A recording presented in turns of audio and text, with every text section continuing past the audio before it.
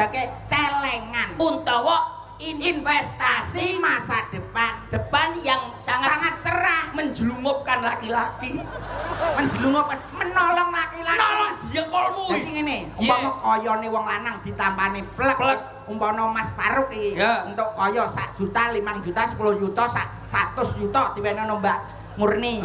Mas tak tampani kayamu.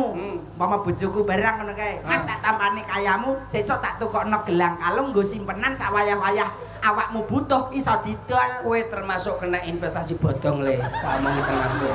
Pertama wong wedok mesti ngono kuwi alus ngomongi ngarep. Mas, mbok dilumpukne ya Mas. Betul. Sesuk digawe sak wayah-wayah butuh didol sak wayah-wayah kena. Sebab emas itu semakin hari semakin naik kursnya. Lah kursnya tuh naik, kowe kena investasi bodong. Kowe ngolak-ngolak pas duwe dhuwit mesti bojomu ngono kuwi. Jaluk emas. Tapi lah kowe butuh dhuwit iki didol ora mungkin oleh.